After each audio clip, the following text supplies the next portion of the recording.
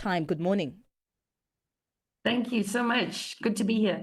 Yeah, it does seem quite luxurious, doesn't it? Doesn't it? When we see it on TV and, it says, this is how you relax, you deserve this break. But a glass of wine isn't just a break, it can be much more troubling than we think, right?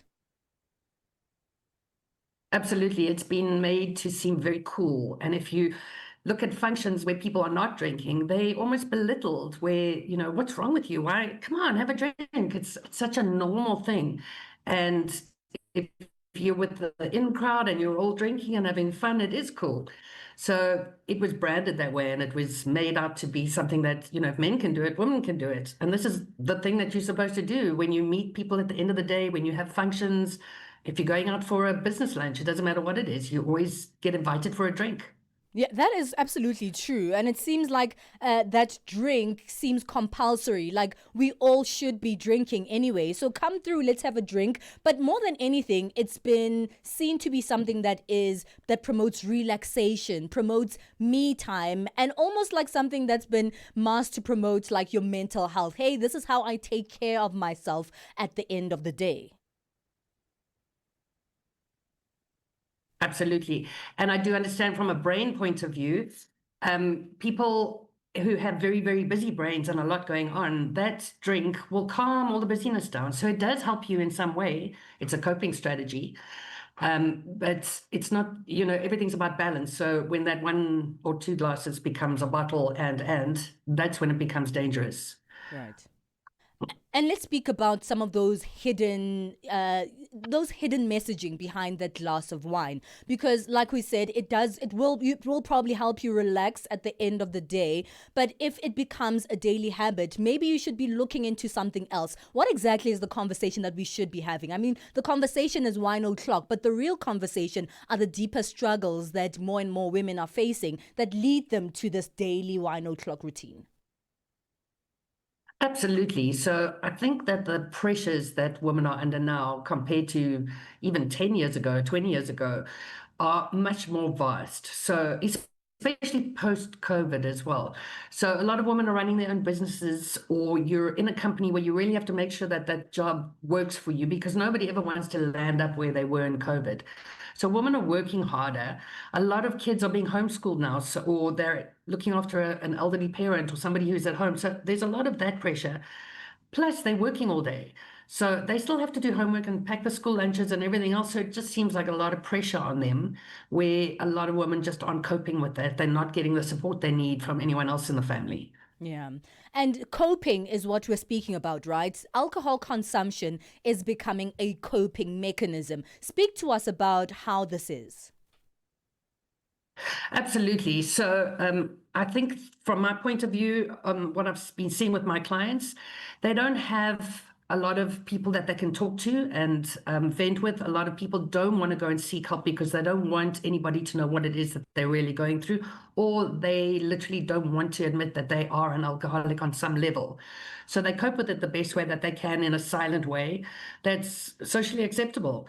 Going out there and discussing it makes people frown upon you, and it's you're seen as less than because you have to go and do this terrible thing just to cope where everybody else seems to be okay. So I think that it's a silent way of just coping and doing it in a way that makes sense to you, where you can feel good at the end of each day. Do you think that my opening statement was correct in terms of how the media has really influenced the sort of look of luxury when it comes to alcohol consumption, especially in this particular wine o'clock scenario? Oh, 100%. I was actually listening the other day to, I didn't know that this existed, but apparently there's this thing going around where young kids can rent a bottle. So if they can't What? afford alcohol, they pay to rent the bottle, to take photos with the bottle, and then they go home sober because they can't afford to actually drink that bottle. But it's so trendy that they just want to pose with it just to show people that they're cool. I didn't even know that that existed. So it really is seen to be very, very trendy. Yeah, 100%. And now that trend becomes, that look. Maybe one day you pose with the bottle, the next time you get a little bit older, you make a little bit of money. Now you can afford that bottle. And now you get to not just show off that you can afford a particular bottle, but also the alcohol consumption that comes with it is very harmful. Absolutely. And the more people have all of these events where everybody's drinking together, or the more you can show off that you're drinking that Don Julio or whatever it is, the more you aspire to it. So you're drinking a much stronger alcohol that's very, very trendy in a bigger quantity than normal because maybe you're not used to that kind of quality of alcohol. But yeah, over time it becomes a new set point where you're drinking more and more and more. And it definitely isn't good for our health on any level, not physically, not mentally. It messes our sleep up. There's so many other effects that it does. Yeah, and I think the quantity is the biggest problem at the moment. There's also a big difference between somebody's a regular drinker who has 1 or 2 glasses every day versus a binge drinker. The damage in your brain from binge drinking is actually worse than if you're a consistent drinker. Wow. Well, we need to take a break, Kerry. Stay on the line with us. I know we've spoken about this being a coping mechanism and there's some underlying issues, but we can't just leave it there. We have to actually explore alternatives because there's obviously a deep need. There's stress, there's anxiety, there's, not coping with daily stresses that are taking place in our lives. But we need alternatives outside of wine o'clock to actually deal with everything that people are going through that's leading them towards alcohol consumption. So stay on the line. We'll come back and continue this wine o'clock conversation after the break. Vue d'Afrique avec Joël Mouteba. Cette peur d'un point de non-retour nucléaire suffit-elle selon vous à légitimer une telle offensive, Monsieur Talazi? Absolument pas du tout. Cela fait plus de 30 ans que l'Israël crie haut et fort sur les toits où il veut se faire entendre que l'Iran serait à 1 an pour obtenir l'arme nucléaire. Parfois, l'Iran serait à 6 mois. Parfois, l'Iran serait à 2 semaines pour obtenir son arme nucléaire. Et curieusement, jusqu'à ce jour, il n'y a toujours aucune preuve que l'Iran a obtenu cette arme nucléaire en dépit des déclarations d'Israël et de certaines puissances parfois. Vue d'Afrique. Du lundi au vendredi de 15h à 16h, temps universel. Download the SABC app and take Channel Africa with you everywhere you go. Get set and be ready to go. On the move with Palesa and Benjamin Moshatana. 21 minutes past 9 o'clock Central African time. This is On the Move with myself, Benjamin Moshatama and Palesa. Today we're starting the show with this casual way of drinking. Sometimes we call it wine o'clock, and most of the time you don't see it as a harmful thing. It looks like it would never really hurt you in the long run. But how do you actually manage it? That's what we're talking about today. We're joined by Kerry Rudman from Brain Harmonics, who's been working with women navigating battles of alcoholism, especially when you just use these phrases like 1 o'clock, and then you start having those more often, and you start noticing that, you know what, this is becoming a big problem. Kerry, let's talk a little bit about that. When something that's so casual, that's so easily done, becomes problematic, how would you actually start noticing that change? That, you know what, something that was casual is now starting to become a bad habit? So I think when you are having that 1 o'clock glass of wine at the end of each day, and then you find a day where you are waiting for it, and you are not going to be able to relax or be happy until you've had that glass or bottle, whatever it lands up being for you. There are obviously extreme cases where I know of women who are drinking alcohol spirits in the morning just to get through the hangover from the day before, Wow. which compounds where they carry on drinking and drinking throughout that day, which means the next day they're going to need to start their morning with another drink. So there, you've got a very serious problem where your moods are affected by it. You behave in a way that's irrational, or some people get very angry and say things that they shouldn't. Then they know about it from the people they've spoken to. And memory loss. A lot of people, especially women, will drink to a point where they can't remember what happened the night before. So when you start getting gaps in your memory of what happened and you have to go and research to find out what happened, then you know that this is serious. There's obviously too much quantity going on. And the thing about it is that you keep insisting, saying that it's casual. Most of the time, we who drink are very much using that as an excuse. I'm a casual drinker. I've heard it from myself. I've heard it from so many other people. And that's how we just try to excuse our drinking habits.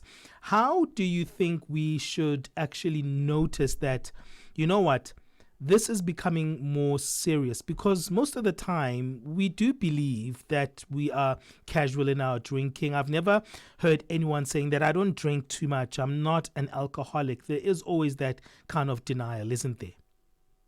Absolutely. And when there are many, many full-fledged alcoholics who know somewhere inside themselves that they've got a very big problem, but they won't admit it to anybody else. So I've found that with my clients, a lot of people who are actually casual drinkers worry about it and think, is there a problem? Am I drinking too much? And then they'll stop for 3 weeks and realize, actually, I'm fine. I never thought about it once. But they need to almost prove that to themselves to see that they didn't have a problem to start with. It all depends on your I'm losing my word here. Your level of how much you can or can't drink. Sure. So some people can drink a bottle and they'll be okay, and some people will have 2 glasses and they're not. So you've got to analyze it within yourself and see, how am I behaving? Am I still a good mother, father, co-worker, whatever it is? Do I still relate to people correctly? Or is something suffering somewhere along the line? Yeah, let's go back to wine o'clocking. How do you make sure that it stays as a casual thing? How do you regulate that if you are a casual drinker? Again, it's got to be subjective, but I think when it's happening every day, or maybe, there are a lot of people who will drink on weekends and not during the week. And then there's the reverse where somebody will have 1 day off but drink 6 days a week. You've got to look at your behaviors. What are you doing? And can you change something in your day so that it doesn't become a wine o'clock day? Do anything that's different. Go for a walk. Have a bubble bath, do something that's different, or avoid the function where you're going to be drinking again and again. There are industries where people are thrown into functions consistently and know that throughout the week it's too many times, and they're feeling bad and waking up bad so many times in a row that they have to start declining certain invitations. Yeah, I'm a journalist. Tell me about it. All these functions that we invited to, it's crazy. I remember as a younger journalist, I had to kind of stop myself from actually going to these events all the time. And I think what you said earlier on is powerful there.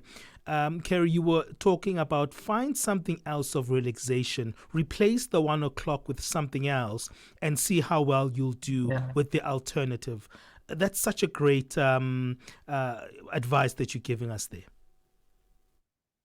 Absolutely. And the other trick that you can do when you are like in your profession where you at so many functions is cheat and get a wine glass and put appetizer in it and pretend that you're drinking wine, because people give you so much flack when they see that you don't have a drink, and they do. That's true. So you really need to lie about it and pretend you have a drink just so you can get through a night or a function without having to be coerced into it.